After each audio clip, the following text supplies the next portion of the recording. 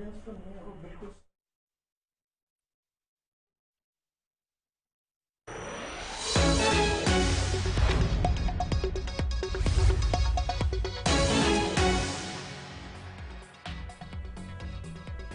नमस्कार, markets today में आपका स्वागत है। मैं हूं शैल भटनागर, आपके साथ जोड़ रहा हूं नोएडा स्टूडियो से।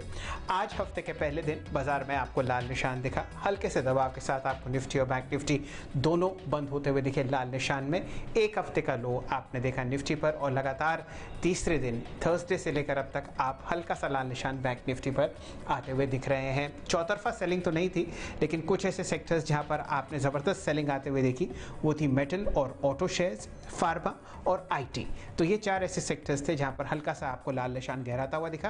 क्योंकि बाजार बिल्कुल डिफेंसिव था तो एफएमसीजी काउंटर्स में आपने अच्छी खरीदारी आते हुए देखी, खासकर नेस्ले और हिंदुस्तान यूनिलीवर में। लेकिन ये और बहुत कुछ और आपको बताएंगे हेडलाइंस के बाद।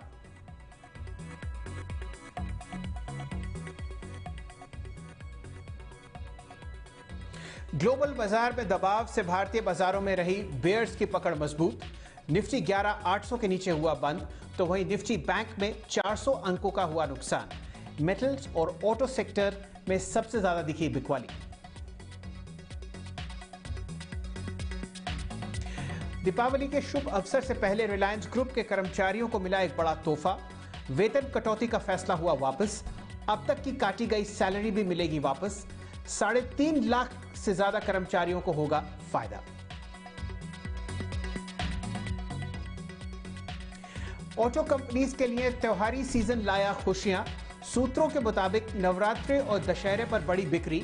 मारुति सुजुकी ने बेची 95,000 गाड़ियां, तो वही हीरो मोटर्स को भी डिमांड में दिखी अच्छी मजबूती।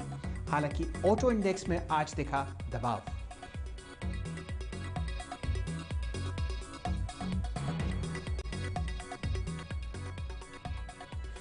नतीजों से पहले टाटा मोटर्स में 3% की गिरावट। सेकेंड क्वार्टर में 1290 करोड़ रुपए का घाटा संभव। ओपीएम में भी गिरावट का अनुमान। वहीं भारतीय एयरटेल को 100 करोड़ का मुनाफा होने की उम्मीद। एआरपीयू में भी दिख सकती है बढ़त।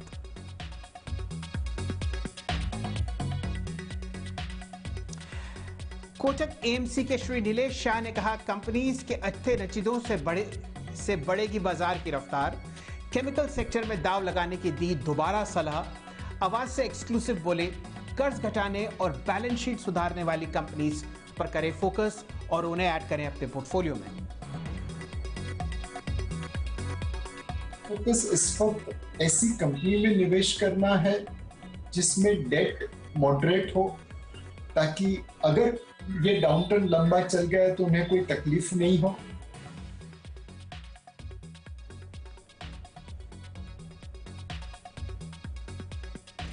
चलिए अब जरा बाजार को और बारीकी से देखते हैं। आपके सामने फिलहाल स्क्रीन पर निफ्टी आपको आता हुआ दिखेगा लगभग 163 अंक, यानी कि 1.3% नीचे आपको 11,668 के आसपास निफ्टी बंद होता हुआ दिखेगा।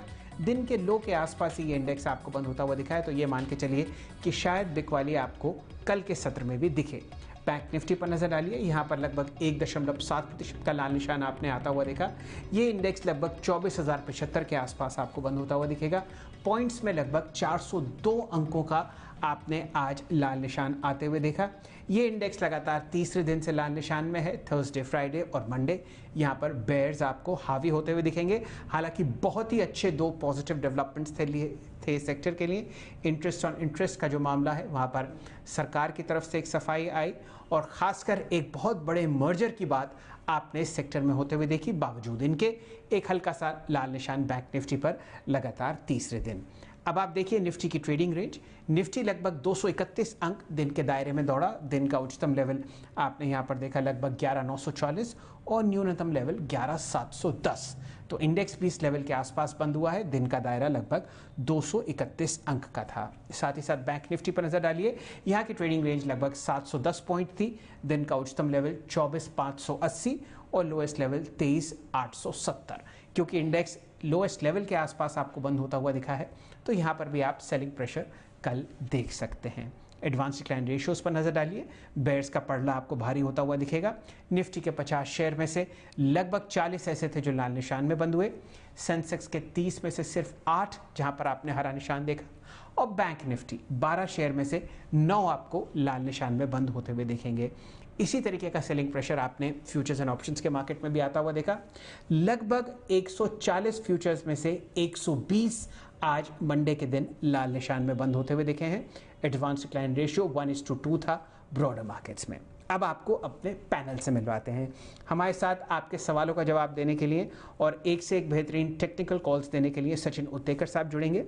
हमेशा की तरह यतिन जी अपना डीलिंग रूम चेक देंगे और आशीष जी आपको बताएंगे कि कौन से ऐसे आंकड़े हैं सेकंड क्वार्टर नंबर जो आपको ध्यान देने हैं कल के सत्र के लिए, यानी कि मंगल को। पहले जुड़ते हैं सचिन जी से।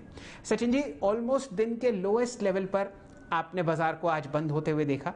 बताइए आपका क्या व्यू है निफ्टी और बैंक निफ्टी पर, और आपका स्वागत है मार्केट्स टुडे में।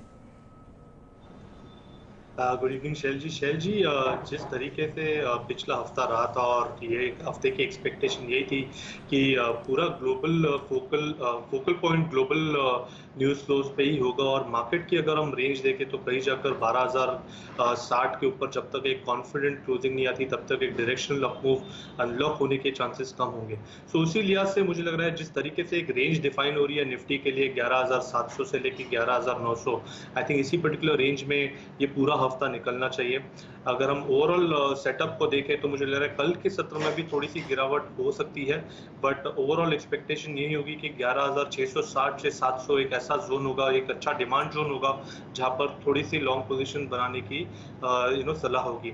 ऑन द हायर साइड मुझे लग रहा है जब तक 11,900 के ऊपर कॉन्फिडेंटली क्लोज नहीं करते आई थिंक तब तक बड़ी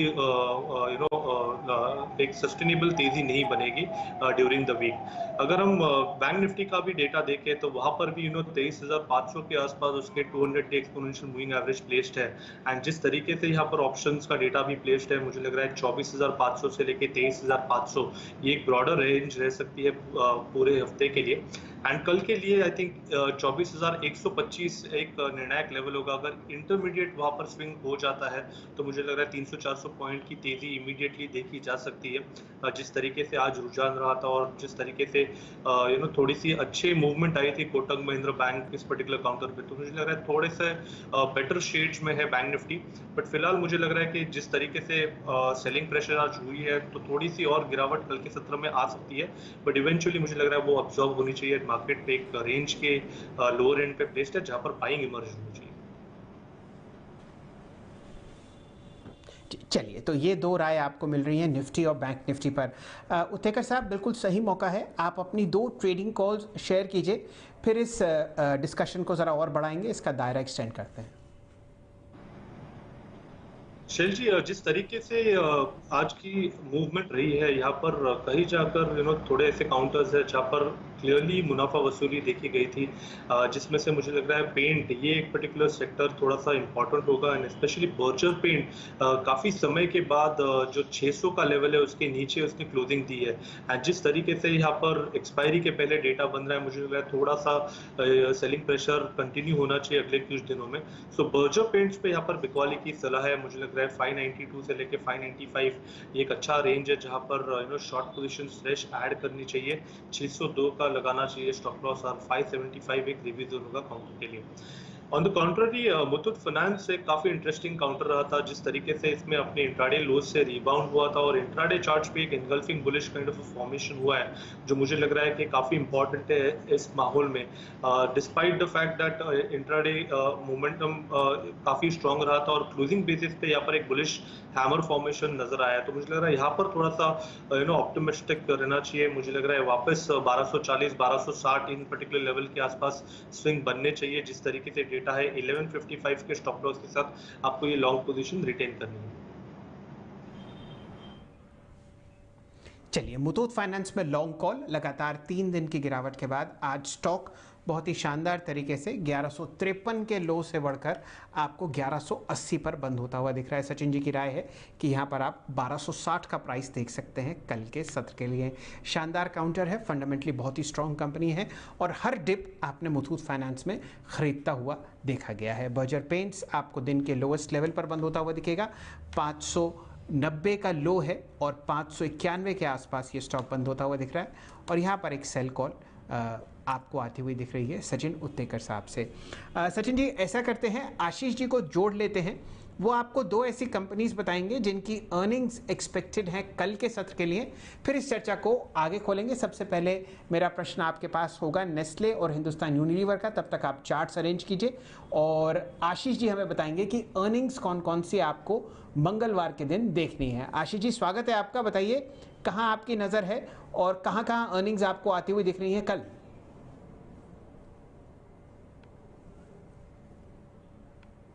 देखिए, कल निफ्टी की दो कंपनीज के नंबर्स आने हैं, टाटा मोटर्स और भारती एयरटेल, और ये दोनों ही आंकड़े जो हैं कल बाजार बंद होने के बाद आएंगे। जहां तक टाटा मोटर्स की बात है, आपने नोटिस करा होगा पिछले 6 महीनों में ये स्टॉक 75 रुपए से 140 रुपए तक की दौड़ लगा चुका है। और ये इसीलिए हुआ था क्योंकि जेएलआर की तरफ से जो अपडेट्स आ रहे थे कि हालात इंप्रूव हो रहे हैं, ज्यादा गाड़ियां बिक रही हैं, चाइना के हालात सुधर रहे हैं, प्लस इनके जो फ्री कैश फ्लो जनरेशन सितंबर ऑनवर्ड शुरू हुआ था, इसके चलते स्टॉक में तूल था। पर जहां तक परफॉर्मेंस की बात है, Q2 में साल दर साल एक्सपेक्टेड है कि आय 28% गिरेगी, EBITDA 37% का डिक्लाइन दिखाएगा और मार्जिन करीब 300-325 बेसिस पॉइंट्स कमजोर होते हुए नजर आएंगे। इस बार ये कंपनी 1290 करोड़ रुपए का घाटा करेगी और घाटा इसीलिए क्योंकि इसका स्टैंडअलोन कारोबार हो या इसके जेएलआर बिजनेस हो, दोनों में इस क्वार्टर में लॉसेस एक्सपेक्टेड है। कमेंट्री इंपॉर्टेंट होगी और कमेंट्री तेजी के पीछे एक और रीजन था टाटा मोटर्स का कि इन्होंने, इनके चेयरमैन टाटा सन्स के, उन्होंने गाइड करा था कि अगले 3 सालों में ये कंपनी डेट फ्री होती हुई नजर आएगी। उस फ्रंट पर उसको लेकर कोई भी अपडेट्स अगर कंपनी शेयर करती है कैसे, हाँ, इस पिछले क्वार्टर में इस कंपनी को आपको याद होगा 15-16 हजार करोड़ रुपए का घाटा हुआ था। इस बार 100 करोड़ रुपए के मुनाफे की एक्सपेक्टेशंस हैं। अच्छा, आय 2% बढ़ेगी, मार्जिन फ्लैट होंगे, लेकिन ध्यान रखें कुछ दिन पहले भारती एयरटेल अफ्रीका कारोबार के फाइनेंशियल सामने आए थे। 25% कंसोलिडेटेड का वहां से आता है अफ्रीका कारोबार से, और वहां पर रेवेन्यूज और मार्जिन्स दोनों ने पॉजिटिवली सरप्राइज करा है। तो एक स्ट्रीट में उम्मीद जाग रही है कि जिस हेडलाइन नंबर्स की हम बात कर रहे हैं, शायद उससे बेहतर परफॉर्मेंस भारतीय एयरटेल क्लॉक करता हुआ नजर आए। और यहां पे भी कमेंट्री बहुत इंपॉर्टेंट होगी क्योंकि सब जानना चाहते हैं कि वो टैरिफ हाइक्स की टाइमिंग क्या होंगी। बहुत जरूरी है टैरिफ हाइक्स इन टेलीकॉम कंपनीज के सर्वाइवल के लिए। स्पेक्ट्रम इन्वेस्टमेंट्स, 5G डोल आउट, उसको लेकर क्या तैयारियां हो रही हैं, प्लस नेटवर्क रोल आउट्स और केपेक्स आउटले, क्योंकि कहा जा रहा है हायर ट्रैफिक के चलते नेटवर्क स्ट्रेस में आ रहा है, तो खर्च करने की जरूरत है। तो उसको लेकर मैनेजमेंट की तैयारी क्या है, उस पर स्ट्रीट कीनली वॉच आउट करेगा। तो ये दो नतीजे हैं बहुत ही अहम और बहुत ही ज़रूरी दो कंपनीज़ के, टाटा मोटर्स और भारती एयरटेल।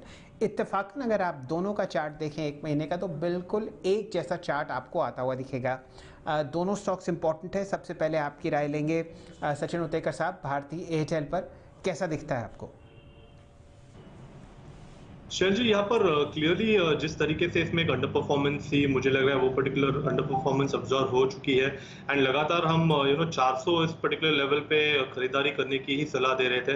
सो जिस तरीके से ये रिबाउंड हुआ है वीकली चार्ट पे, एक एंगल्फिंग बुलिश फॉर्मेशन है, तो मुझे लग रहा है यहाँ पर ऑलरेडी एक अच्छा बेस एस्टैब्लिश हो चुका है, या फिर मैं बोलूंगा कि रिकन्फर्म हो रहा है। सो जिस तरीके से स्ट्रक्चर है, मैं सरप्राइज नहीं होऊंगा कि अराउंड 490-500 के लेवल्स भी अगले कुछ महीनों में देखे जा सकते हैं। बट डेफिनेटली एक अच्छे वैल्यू जोन पे स्टॉक प्लेस्ड है।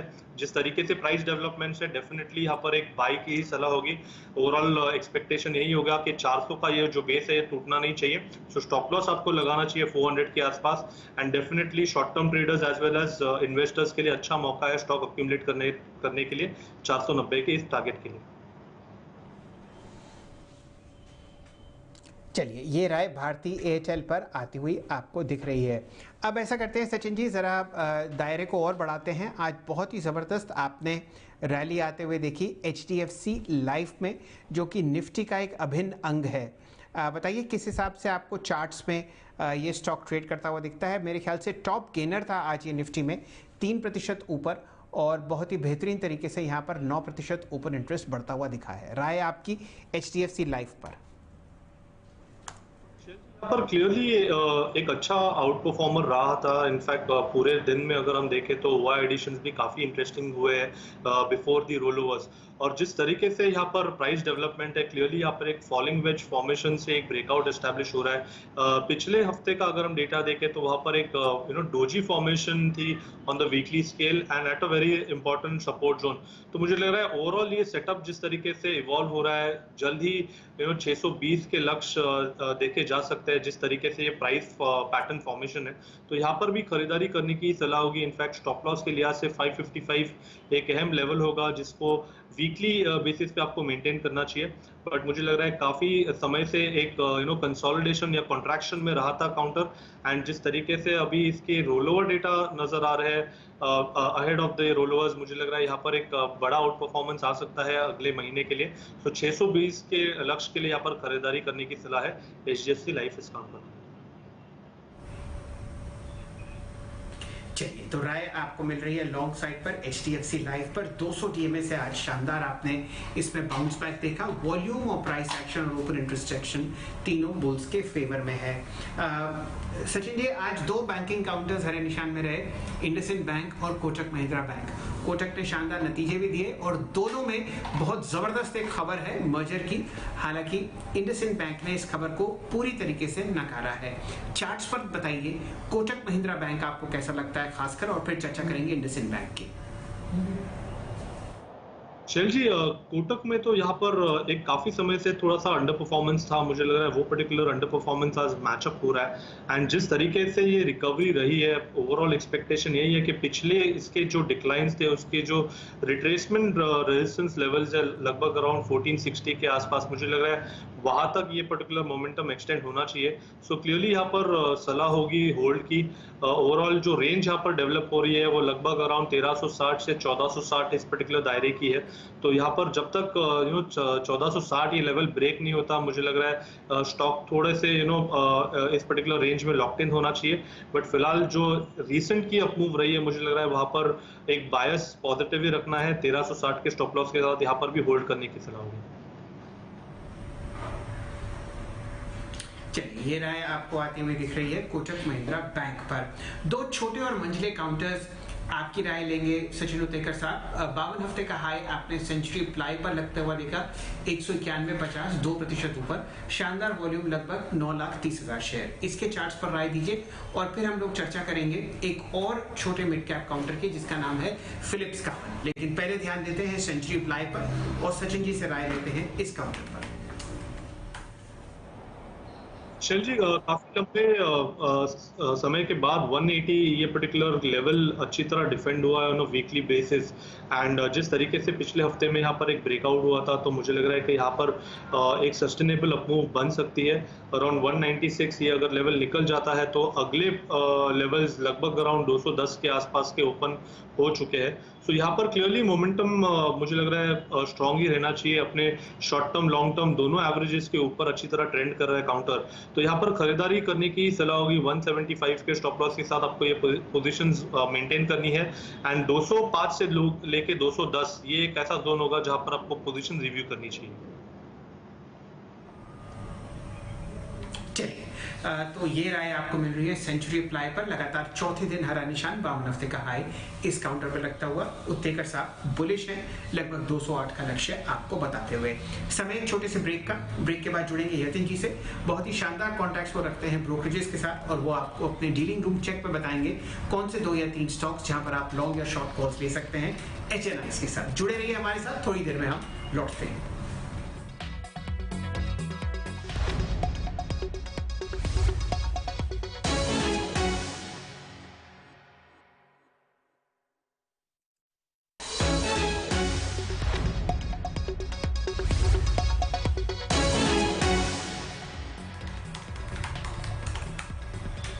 मार्केट्स टुडे में आपका स्वागत है। जुड़ेंगे यतिन मोता साहब से। यतिन जी, स्वागत है आपका। बताइए कौन कौन से स्टॉक्स हैं आपके पिटारे में जहां पर लॉन्ग या शॉर्ट कॉल्स ले सकते हैं मंगलवार के दिन। देखिए, कल के सत्र में जो 3 स्टॉक्स फोकस में है उनमें सबसे पहले है आइशर मोटर्स। और जिस प्रकार से आज बजाज ऑटो के मैनेजमेंट ने कमेंट्री दी कि फेस्टिव सीजन खास करके दशहरे में सेल्स फीकी रही, उस हिसाब से पूरा टू व्हीलर पैक प्रेशर में था। इनफैक्ट अगर आप आइशर मोटर्स के वायदे बाजार की ओवरऑल ओपन इंटरेस्ट पोजीशन देखें तो लगभग 15% का अक्टूबर सीरीज में इजाफा हुआ और फ्रेश शॉर्ट्स पोजीशंस देखी गई सभी टू व्हीलर स्टॉक्स में। तो आइशर मोटर्स में डीलर्स को लगता है कि यहां से भी थोड़ी बहुत डाउनसाइड हमको देखने को मिल सकती है। इसके अलावा फार्मा शेयर्स में भी आज हमने देखा मुनाफा वसूली का दौर था। ओवरऑल बेसिस पे अगर आप ट्रेंड देखें तो काफ़ी सारे फार्मा शेयर्स अपने पीक से करेक्ट हुए हैं। कोई भी अच्छी खबर पे शेयर्स गिर जाते हैं। और सिप्ला में भी डीलिंग ग्रुप्स को लगता है कि 725 से लेकर 730 के लेवल्स निचले स्तरों पे हमको देखने को मिल सकते हैं और इसीलिए वो यहाँ पोजिशनल शॉर्ट्स ले रहे हैं। और आखिर में मिड कैप में KEI पे नजर रखें, जिस हिसाब से उनकी पीयर कंपनी पॉलीकैब के नतीजे आए हैं जो कि काफ़ी उत्साहजनक हैं अनुमान के मुकाबले। और आगे की जो कमेंट्री है खास करके सेकेंड हाफ की, वहाँ डिमांड पिकअप होते हुए दिख रही है होम इंप्रूवमेंट और केबलिंग बिजनेस में, जो वायर्स आप यूज करते हैं वो बिजनेस में। तो KEI में भी डीलिंग ग्रुप्स को लगता है 10 से 15% का शॉर्ट टर्म अपसाइड देखने को मिलना चाहिए। चलिए संक्षिप्त में बहुत ही सचिन उत्तेकर साहब आइशर पर राय दीजिए। जिस तरीके से यहाँ पर ओवरऑल डेटा है 2150 से काफी इंपॉर्टेंट लेवल था क्योंकि काफी समय से इसी पर्टिकुलर रेंज में स्टॉक ऑस्किलेट करा था। 2250 ऑन द हायर साइड एक डिस्ट्रीब्यूशन जोन रहा है। बट जिस तरीके से 2150 ये ब्रीच हुआ है, जिस तरीके से थोड़े से ओवर एडिशंस अग्रेसिवली हुए हैं, तो मुझे लग रहा है अपने 200 डे एक्सपोनेंशियल मूविंग एवरेज के आसपास का एक स्विंग बनना चाहिए जो लगभग अराउंड 1970 के आसपास का है। तो मुझे लग रहा है थोड़ी सी यहाँ पर वीकनेस हो सकती है। ओवरऑल ब्रॉड रेंज देके काउंटर के लिए तो पिछले 6 महीने से 1950 एंड 2250 इसी पर्टिकुलर रेंज में लॉकड इन रहा है। सो अपने इंटरमीडिएट मीन को इसने एवरेज को तोड़ा है। सो 2150 जब तक रिवाइज नहीं होता, रिकूप नहीं होता, मुझे लग रहा है तब तक थोड़ी सी वीकनेस हावी रह सकती है। मुझे लग रहा है और थोड़ा सा सेलिंग प्रेशर आ सकता है 1950 इस पर्टिकुलर लेवल के आसपास रिव्यू करनी चाहिए पोजीशंस को। चलिए, ये राय आपको आइशर पे आती हुई दिख रही है। लगातार 3 हफ्ते के लोएस्ट लेवल पर आपको ये काउंटर बंद होता हुआ दिखेगा। चलिए, समय समाप्त हो चुका है मार्केट्स टुडे का, लेकिन खबरों का सिलसिला CNBC आवाज पर जारी है। जुड़े रहिए हमारे साथ। एक से एक बेहतरीन स्टॉक कॉल्स, ट्रेडिंग आइडियाज और पोर्टफोलियो पिक्स आपको मिलते हैं सिर्फ और सिर्फ CNBC आवाज पर। धन्यवाद।